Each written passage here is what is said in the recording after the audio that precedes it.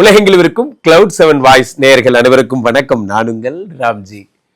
2026 புத்தாண்டு பிறக்கவிருக்கிறது.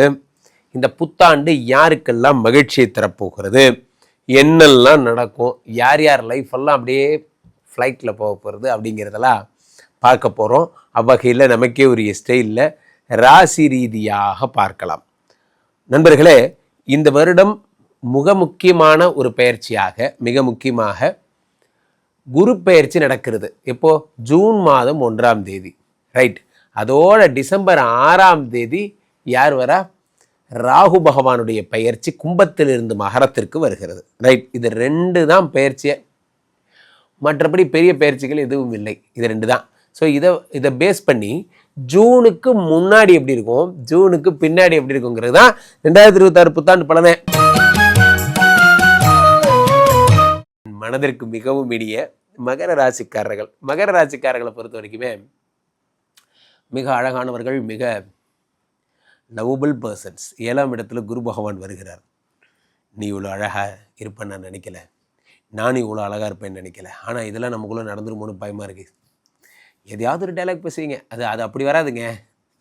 பரவாயில்ல சார், எனக்கு இப்படி தான் வருது. 7ஆம் இடத்துல குரு பகவான் உச்சம் பெறும்போது மாதவன் மாதிரிலாம் ட்ரை பண்ணுவீங்க. ட்ரை பண்ணி எப்படியாவது ஓகே, உங்கள் இன்னசென்ஸை பார்த்தாவது அந்த பொண்ணு ஓகே பண்ணிடும். 7ஆம் இடத்துல குரு பகவான் உச்சம் பெறும் பொழுது காதல் உங்களுக்கு செட் ஆக போகிறது. ஆஃப்டர் ஜூன், பிஃபோர் ஜூன் 6ஆம் இடத்து குரு 12 கூடவன் 6இல் மறைந்து நகை செத்துவீங்க. கொஞ்சம் கொஞ்சமாக சீட்டு போடுவீங்க, நகை செத்துவீங்க, அதெல்லாம் நடக்கும்.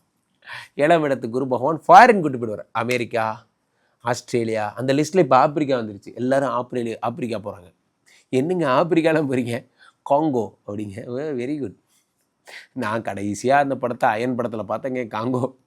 அங்கெல்லாம் மனிதர்கள் போக ஆரம்பிச்சிட்டிங்களா அப்படிங்கிற மாதிரி. 8ஆம் இடத்துல 7ஆம் இடத்துல குரு பகவான் உச்சம் பெறும்போது திரைக்கடல் ஓடியும் திரவியம் தேடுனா ஒவ்வொரு கண்ட்ரியாக தேடி தேடி போய் வியாபாரம் பண்ணுவீங்க. ரொம்ப சூப்பரான ஒரு இடம். இம்போர்ட் எக்ஸ்போர்ட் பண்ணுறவங்கெல்லாம் செம்மையாக பண்ணுவீங்க.